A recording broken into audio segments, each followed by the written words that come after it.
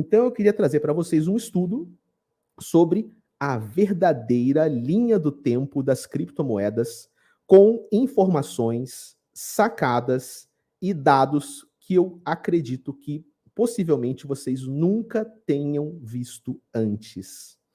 Informação, parece tipo caras do mundo cripto, né? A última fofoca do mundo dos cypherpunks.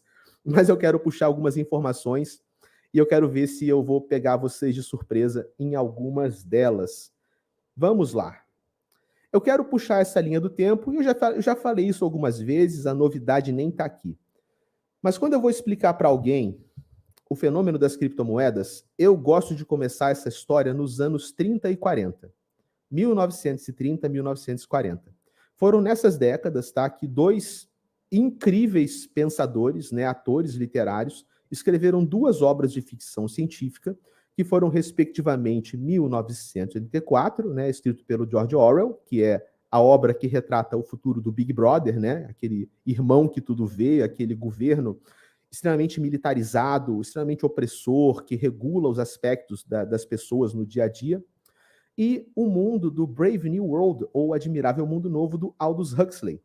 Esses dois caras tiveram pouco tempo de diferença, né, entre um e outro, mas as obras que eles escreveram traçam um retrato incrível que tem reflexos nos dias atuais.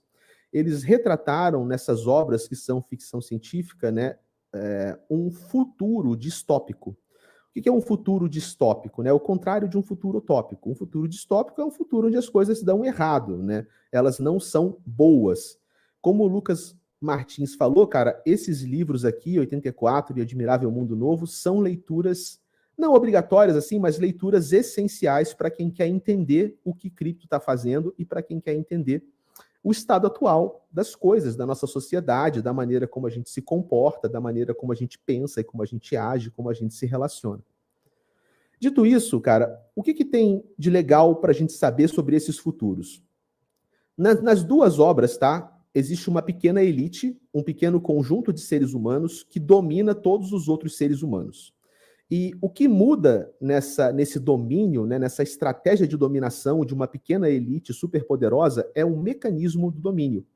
Então, na visão do futuro do Orwell, né, 84, o governo ele controla as pessoas pelo medo. Então, existem câmeras em todos os lugares, sensores espalhados por todo momento, registros de tudo que acontece, e ou você obedece tintim por tintim às premissas do governo, e você sofre propaganda e lavagem cerebral do governo o tempo inteiro, ou você obedece ou você sofre algum tipo de violência física, algum tipo de punição.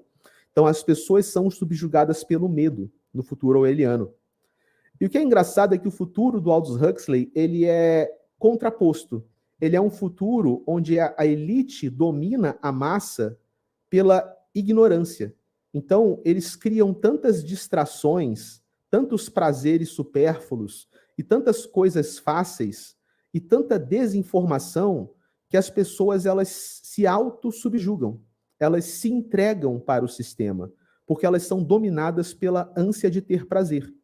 Então tem umas coisas muito loucas nesse futuro do Aldous Huxley. Não é que a verdade está oculta, é que ninguém está nem aí para a verdade, né? E é muito louco como a gente vê elementos desses dois futuros nos dias atuais. Ao mesmo tempo que as grandes corporações nos monitoram, né, ao modo orwelliano, registrando cada clique que nós damos online, né, você pensa em comprar uma máquina de lavar com o celular desligado, sem bateria, quando você liga o celular, aparece lá a propaganda de uma máquina de lavar. Mas, ao mesmo tempo, o que a gente faz para pacificar as pessoas quando alguma coisa muito importante está acontecendo no mundo? A gente enche elas de informações inúteis e deixa elas dando scroll no Instagram por horas a fio, né? É muito engraçado como a gente tem um misto das duas coisas. E o que é mais interessante aqui é que, independente desse método de domínio, quando você pensa num futuro distópico, num futuro onde uma pequena elite quer dominar uma massa de pessoas, seja pelo medo ou seja pelo prazer, é importante que haja um mecanismo tecnológico. Um mecanismo tecnológico que consiga conectar todas as pessoas, tudo o que acontece, tudo e a todos, a todo momento. Isso pra gente hoje é bem natural, né? A gente tem, internet, né, cara? Mas imagina os caras nos anos 30 e 40, né, concebendo uma evolução tecnológica como essa. nem existia a ideia de se começar a fazer a internet naquela época. Mas, eventualmente, a internet chegou e ela foi concebida inicialmente, cara, no ano de 1969, como a ARPANET. A ARPANET foi uma criação do braço de defesa do exército norte-americano, que era uma rede para interconectar a comunicação entre bases e passar, né, estratégias militares e dados sensíveis de uma maneira instantânea e mais eficiente. Só que, eventualmente, né, essa especificação tecnológica da ARPANET foi evoluiu até se tornar a internet. O marco oficial do nascimento da internet é 1º de janeiro de 83, que é quando a gente teve a World Wide Web tornada pública. Mas as raízes tecnológicas da internet nasceram dentro do exército norte-americano na ARPANET, né, na ARPA. A ARPANET era um braço da ARPA, e hoje a ARPA é o DARPA, né, que é esse braço de inteligência tecnológica do governo norte-americano, do exército deles.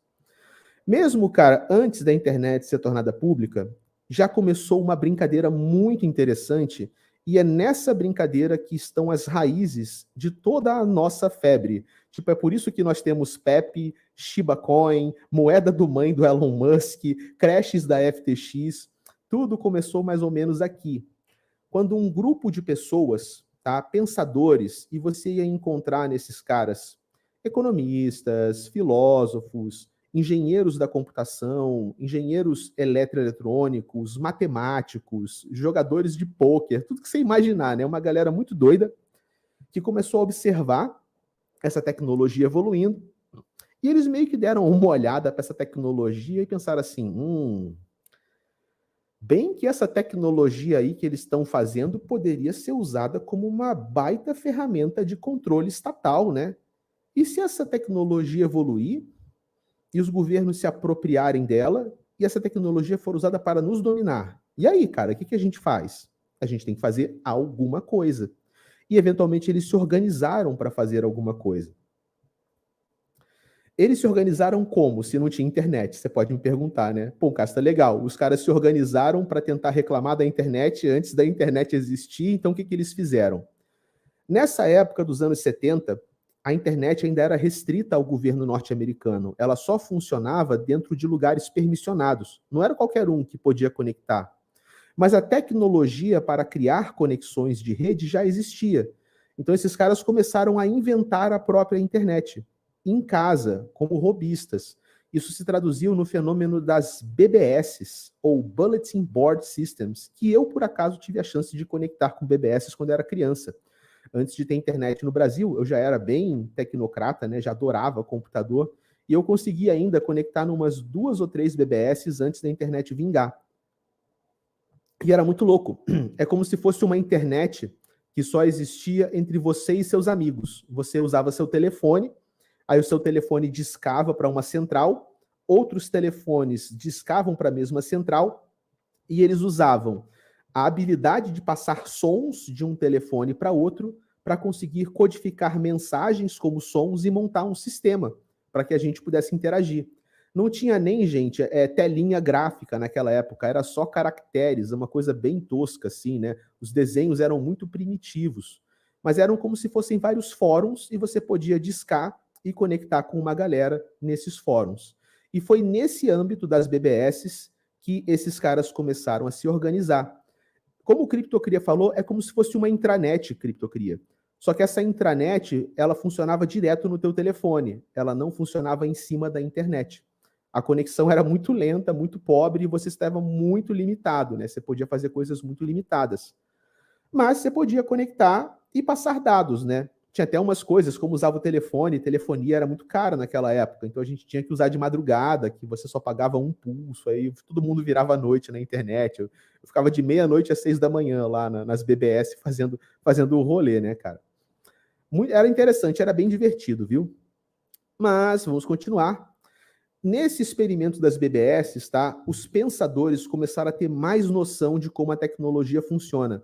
Mas principalmente eles começaram a ter a noção, deixa eu sair da frente do texto, que depois eu volto, a noção de que uma conexão tecnológica poderia fornecer às pessoas uma realidade alternativa.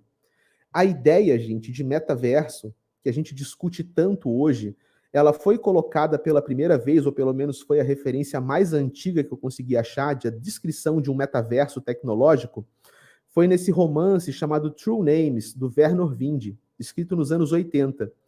E esse cara, inspirado por experiências de tecnologia, de BBS, de várias teorias que estavam rolando no momento, escreveu esse livro, True Names. Nesse romance, tá, existia uma espécie de metaverso, só que ele não usava o nome metaverso. O nome metaverso foi usado bem depois, nos anos 90, no livro Snow Crash, que foi o livro que popularizou o nome metaverso. Ele chamava o metaverso de o outro lado. Uma coisa meio esotérica, né? Tipo, o outro lado. E o outro lado era o quê? O outro lado era uma realidade completamente tecnológica, você entrava plugando coisas na cabeça, assim, né? E lá você tinha uma identidade anônima, uma vida anônima e um comércio anônimo, toda uma sociedade anônima, criptográfica, né? E a grande sacada é, as pessoas no outro lado não sabiam quem elas eram na vida real. O que você guardava era o seu true name, o seu nome verdadeiro. Daí que vem, né, o nome do livro, True Names. E esse cara influenciou demais o que a gente entende como o movimento cypherpunk.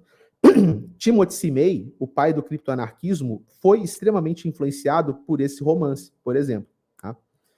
Outro cara muito importante dessa época foi o Phil Salem. Tá? Phil Salem, ele criou nos anos 80, antes da internet surgir, uma espécie de uma super BBS. Essa super BBS ele chamou de Amix, ou Amix, que era um sistema como se fosse um livre mercado para que as pessoas pudessem plugar nesse mercado e elas poderiam comprar e vender textos, comprar e vender informações, ou distribuir informações, tá? Isso aqui, gente, foi o primeiro mercado digital da história. Tipo, o primeiro Mercado Livre, o primeiro eBay, a primeira Amazon, antes da internet existir. E a visão do Phil Salem era o seguinte, que a tecnologia ia criar um mundo diferente, um mundo de livres mercados. Phil Salem, inclusive, ele era adepto, né, da escola austríaca. Ele era discípulo do Friedrich Hayek, pai do liberalismo econômico. E ele estava tentando descobrir maneiras tecnológicas de implementar os ideais do libertarismo econômico, e o Amix foi essa primeira implementação que ele tentou fazer. Aqui tem alguns pensamentos interessantes do Phil Salem, só para a gente entender a mentalidade dele.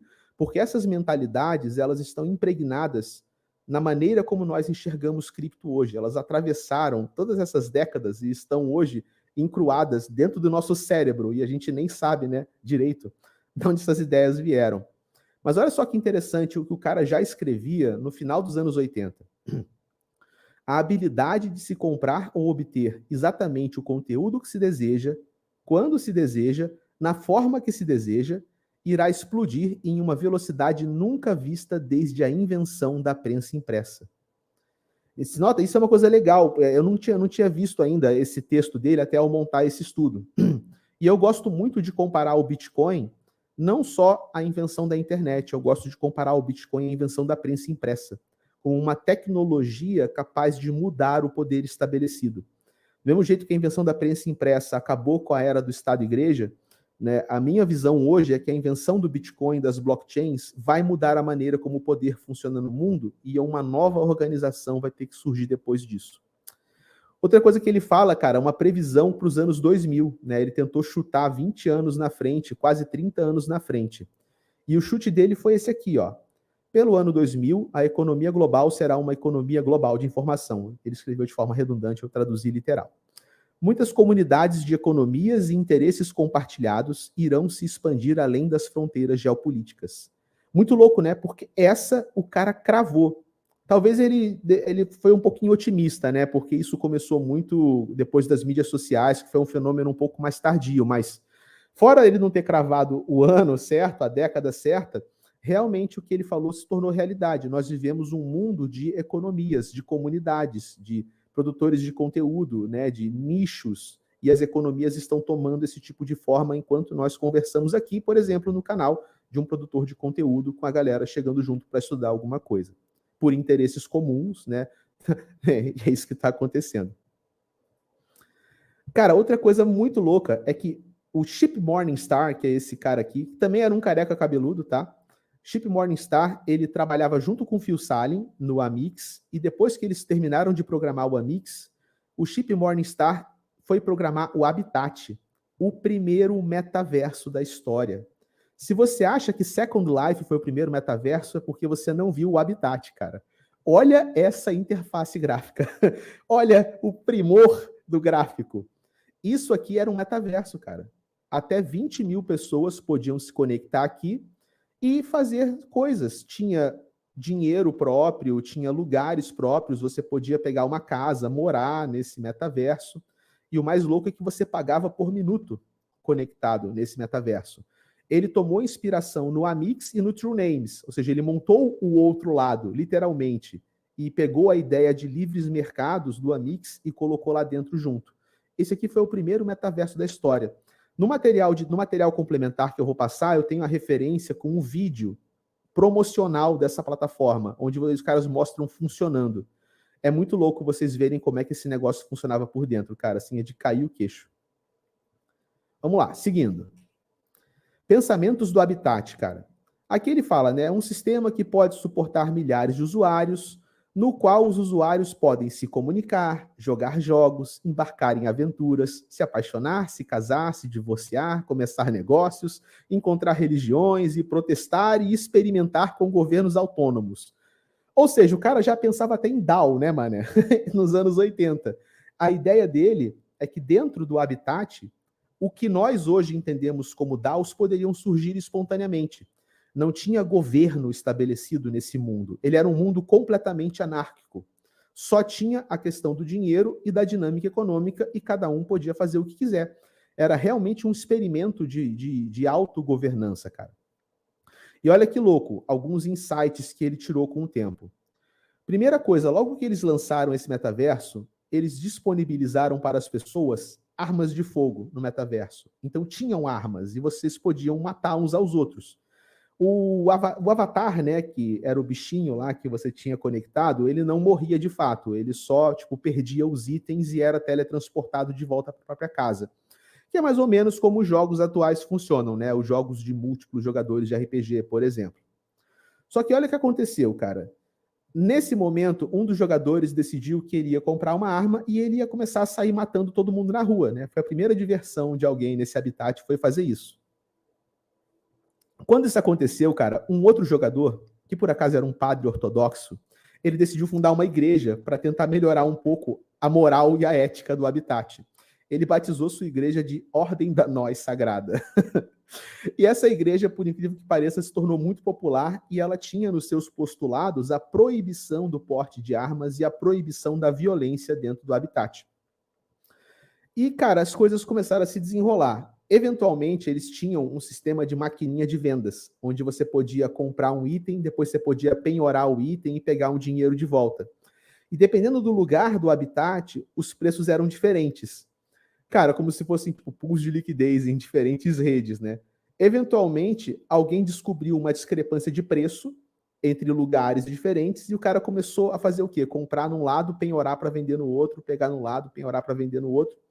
E depois que os caras fizeram isso, basicamente eles conseguiram multiplicar o total de dinheiro do metaverso por 5 vezes e se tornaram uma baita de uma elite financeira. Tipo, rapidamente surgiram novos ultra ricos nesse universo do Habitat. E eles não tiraram o dinheiro dos caras, eles consertaram o problema e deixaram os novos ultra ricos lá. E enquanto essas coisas iam acontecendo, cara, a confusão era tão grande que, eventualmente, essa é a parte mais importante, tá? As próprias pessoas chegaram à conclusão de que crimes deveriam ser passíveis de punição. Olha que coisa intuitiva, né? Tipo, gente, não dá. A gente tem que punir os crimes. Olha só que doideira, né? Que ideia maluca é essa? Então, eles fizeram um debate público e eles próprios votaram para eleger um xerife. Ou seja, num ambiente descentralizado, caótico, anárquico, anarcocapitalista, pode-se dizer assim, os próprios caras ficaram tão insanos que eles decidiram eleger um xerife e concentrar o poder nesse xerife. Centralizar o poder para ter algum tipo de ordem. Só que enquanto eles estavam discutindo com os programadores do jogo quais seriam os poderes que o xerife deveria centralizar, o projeto foi encerrado e eles tiveram que desligar o sistema. Mas para mim isso deu até o tempo da gente ver o seguinte, cara. não adianta você pegar as pessoas como elas são hoje e largar essas pessoas no anarquismo. Elas não vão conseguir funcionar. Elas espontaneamente vão criar algum tipo de ordem. Isso é muito retratado no livro A Praça e a Torre, do Neil Ferguson. Não dá para falar muito sobre isso agora para não estender a live, mas é uma referência boa para quem quiser ler. Como que os seres humanos se organizam em praças e torres e por que os seres humanos tendem a concentrar poder em troca de algum tipo de organização ou algum tipo de controle e previsibilidade na ordem social. Tá? Bom, lições, tá? Lições do próprio Chip Morningstar. Primeira, não se pode confiar em qualquer um. Concordo com ele, né? Padrões de comunicação e de operações são vitais. Isso é uma lição para a gente em cripto, tá? Que ainda não tem padrões uniformes para cripto. Cada rede fala a sua própria língua, tá?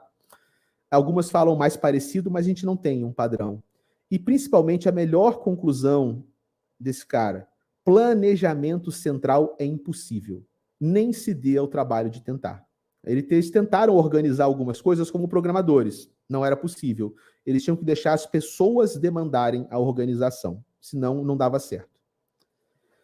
Outro cara importante, viu, foi o Mark Miller, tá? Esse cara, inclusive, está até hoje trabalhando em cripto e tem uma cripto que esse cara tá fazendo. Mas já nessa época dos anos 70, esse cara escreveu um paper sobre organizações humanas e sistemas agóricos. Agóricos ou sistemas agóricos vem de ágora, que é a palavra para praça de mercado, né? Acho que é uma palavra grega, se eu não me engano. Depois eu tenho que revisitar de onde ela veio, tá? Mas a ideia era essa: sistemas onde as pessoas se auto-organizam. E ele já falava nessa época sobre esse padrão 3,3 que vocês veem hoje impregnado no mundo cripto.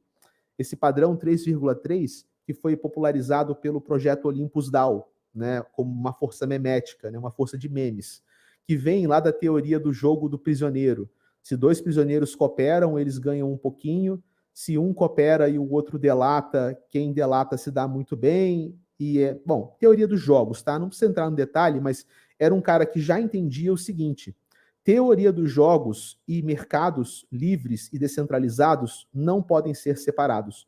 Nós temos que entender a teoria dos jogos e a força dos incentivos econômicos para construir mercados descentralizados. Tudo isso, gente, até os anos 80, tá? Antes da invenção do Bitcoin. Então, toda a nossa história já vem do trabalho desses caras, mano.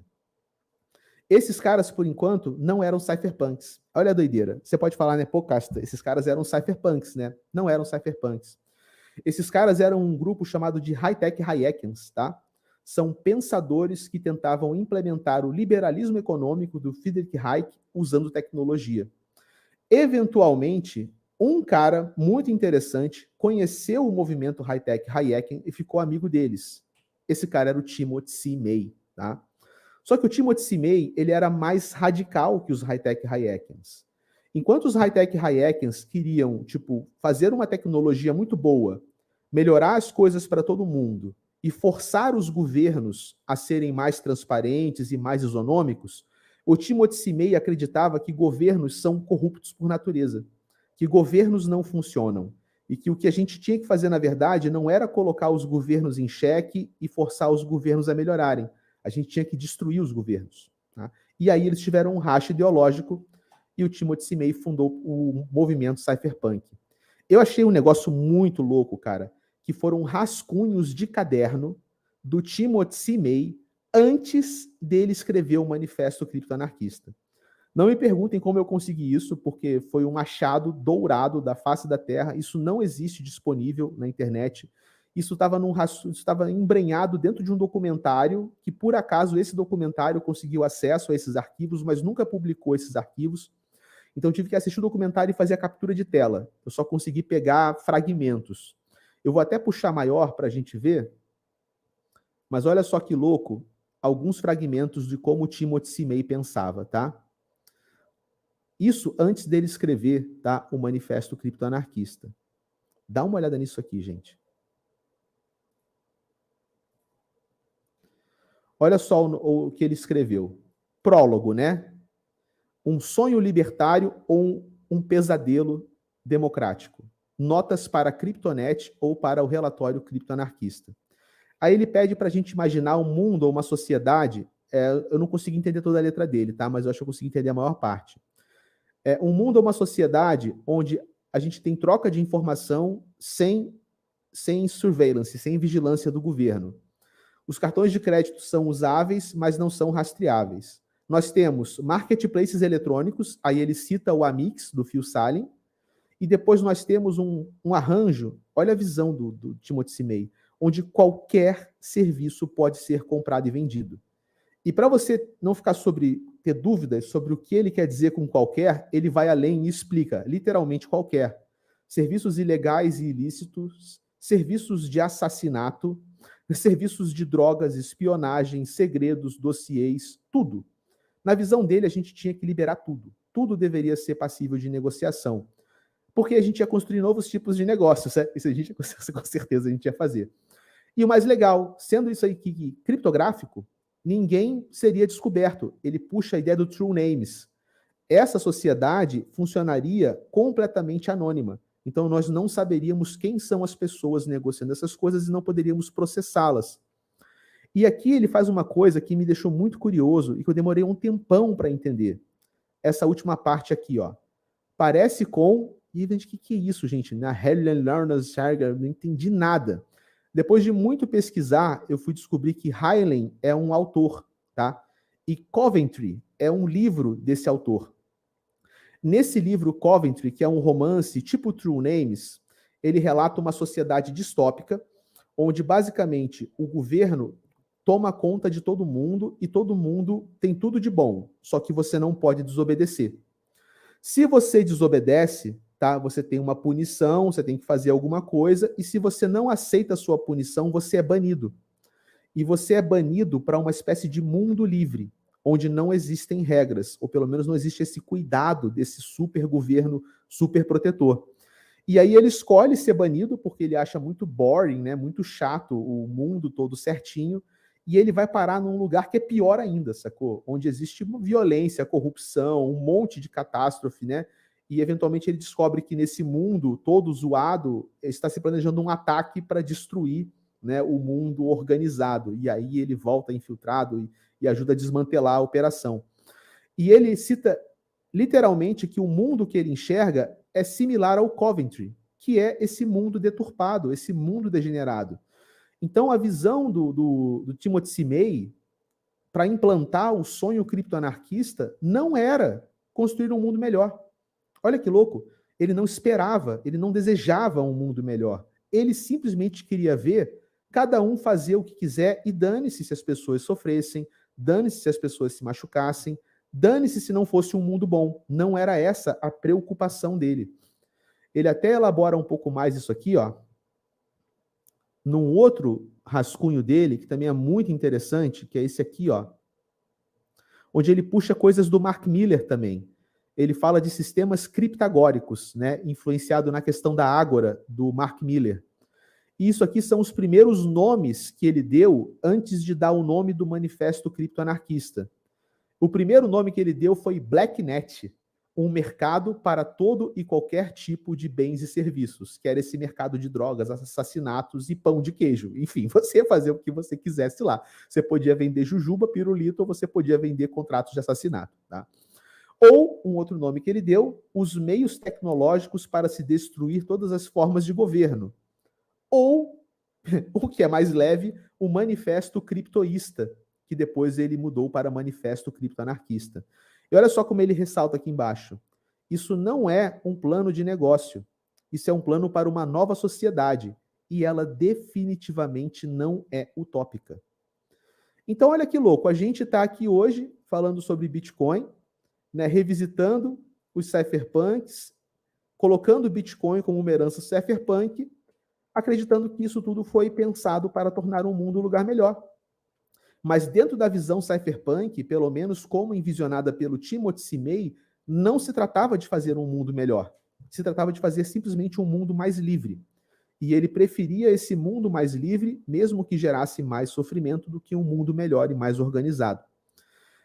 Então, cara, você falou, ferrou, né? Nós estamos todos aqui propagando o apocalipse. Não, não estamos, tá? Porque o Timothy C. May não era o único pensador da era cypherpunk.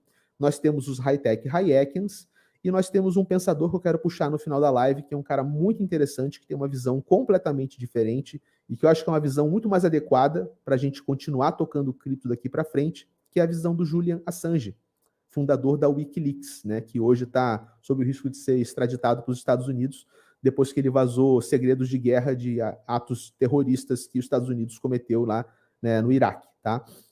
Esse cara é fora de série também.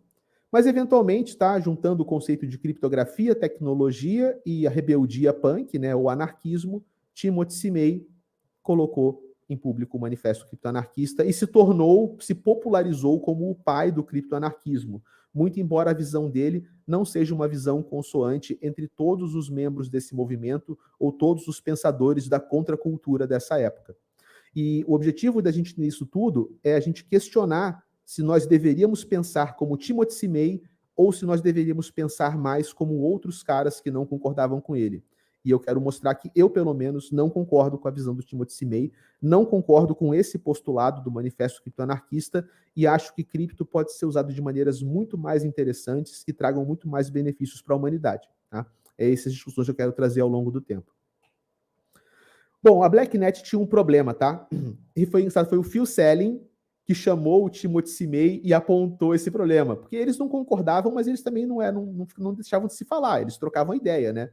Aí o Phil Selling falou, pô, Timothy Simei, beleza, você quer montar uma sociedade, fugir de tudo, negociar assassinato, caraca e tal. Então, para você poder fazer um mercado criptográfico inviolável numa sociedade criptográfica inviolável, você não pode usar o dólar, bicho. Porque se você usar o dólar, você vai chegar nos true names, você vai chegar nas pessoas. Aí o Timothy Simei meio que olhou para cima e falou, puta, cara, é verdade. Para essa sociedade distópica, BlackNet, se tornar realidade, era preciso que houvesse um dinheiro criptográfico inviolável. E aí foi o próprio Phil Selling que apresentou o Timothy Simei para outro cara chamado David Chaum, o criador do projeto DigiCash, que foi a primeira versão de um projeto para uma moeda criptográfica e pseudo-anônima. Não estamos falando do Bitcoin, tá? Mas esse cara foi o primeiro cara que popularizou a ideia de uma moeda que poderia funcionar dentro do outro lado, dentro do universo criptográfico do True Names. E, eventualmente, Timothy Simei achou esse projeto máximo e começou a acompanhar de perto os desdobramentos desse projeto. E esses desdobramentos vieram, tá? Depois do David Chaum, que publicou o DigiCash em 89, teve o Adam Back, que criou o Hashcash em 97, o Wei Dai, que criou o B-Money em 98, Nick Szabo, que criou o BitGold em 98 e eventualmente se tornou colaborador do Satoshi, tá? na programação do Bitcoin. Ralph Finney, que muitos acham, inclusive, que ou foi o Satoshi ou foi parte das pessoas que incorporavam o pseudônimo do Satoshi, foi o primeiro cara a bolar um sistema de prova de trabalho reutilizado para fazer consenso de moedas criptográficas, né? E a gente tá, cada vez que esses caras foram colocando uma coisinha nova, a gente foi chegando mais perto do Bitcoin. Eventualmente, o Satoshi, em 2008, publicou o Bitcoin e ele incorpora sacadas da maioria desses caras aqui. Inclusive, se você pega as citações, né, as referências bibliográficas do white paper do Bitcoin, alguns desses caras são diretamente citados por Satoshi como influenciadores da tecnologia do Bitcoin. E do Bitcoin para frente, pessoal, é história, tá? Eu não quero focar aqui na história pós-Bitcoin, eu quero focar muito nessa questão dos cypherpunks para revisitar a nossa compreensão de cripto de base, tá? Bom, algumas heranças cypherpunks, ok? Primeiro, a gente teve a Guerra da Criptografia. Esse é um capítulo da história sobre o qual nós falamos muito pouco, tá? Mas houve lá, desde os anos 70, né, que a criptografia começou a avançar, o governo americano não queria que nós, pessoas comuns, tivéssemos acesso à tecnologia criptográfica. Justamente porque a tecnologia criptográfica permite que você possa evadir a vigilância governamental. Você tem que ter o seguinte, gente, a criptografia é uma coisa muito forte, muito poderosa. Os aliados, né, ganharam a Segunda Guerra Mundial contra o eixo, em parte pela invenção de Alan Turing, o pai da computação, que inventou um pré-computador, né, um computador analógico, para quebrar a criptografia do eixo, que era a criptografia Enigma. Eles quebraram essa criptografia e, com isso, eles conseguiram planejar o contra-ataque e mudar os rumos da guerra. Então, os caras tinham acabado de perceber que eles ganharam uma guerra porque eles conseguiram quebrar uma criptografia. Aí alguém vem e inventa uma criptografia inquebrável. Imagina como isso era louco para o governo. Assim que as criptografias fortes, tá, que são as criptografias assimétricas, que hoje estão aí no Bitcoin, em várias criptomoedas, estão na sua conexão de internet com o seu internet banking, tá? Essa criptografia foi classificada pelo governo norte-americano como munição de guerra. Você vê, cara, que louco, né? É um código. Tipo, é um código de como fazer contas matemáticas para embaralhar letras. Mas isso foi considerado munição de guerra. E aí o pessoal do Cypherpunk, eles adoravam cutucar o governo, né? Então os caras fizeram uma camisa com um código em Perl, que é um código muito curtinho, que é a implementação mais simples possível dessa engenhoca criptográfica. E botavam um aviso na camisa. Cuidado, essa camisa é classificada como munição de guerra, não pode ser exportada, não pode ser mostrada. Aí eles pegavam a camisa e andavam na rua, para ver se o governo ia pegar essas pessoas e prender elas, porque elas estavam usando uma camisa com um pedaço de código-fonte. Eventualmente, nos anos 90, o governo desclassificou essa tecnologia como munição de guerra e ela passou a ser usada pelo mercado, e é por isso que hoje você pode conectar no internet banking, conectar na sua mídia social, usar sua senha para fazer login no e-mail, e você sabe que ninguém vai interceptar aquela informação. Bom, outra contribuição Cypherpunk foram alguns projetos muito interessantes, como a Rede Tor, né, idealizada pelo Roger Dingledin e outros caras importantes. A própria Wikileaks, do Julian Assange, que é uma plataforma para vazamento de informações governamentais e informações de grandes empresas. E o BitTorrent, tá, do Brian Cohen, que é uma iniciativa para você poder compartilhar arquivos de forma descentralizada. BitTorrent também influenciou muito, tá, a criação do Bitcoin, sobre a maneira em como os operadores do Bitcoin ou de qualquer outra moeda descentralizada trocam informações entre si sem ter um servidor central. E também, claro, a invenção dos nossos queridíssimos criptoativos, né, dos anos 2000 aos anos 20, e, eventualmente, a evolução das aplicações de blockchain com contratos inteligentes, com DeFi, com NFTs, com registros de blockchain para cadeias logísticas, tokenização de ativos e até mesmo as polêmicas CBDCs, cara. Tudo isso se trata de um grande encadeamento de ideias, sucessões de pensamentos, idas e voltas tecnológicas que remontam à criação da internet ou até mesmo à concepção da ideia da internet lá atrás, nos anos 70.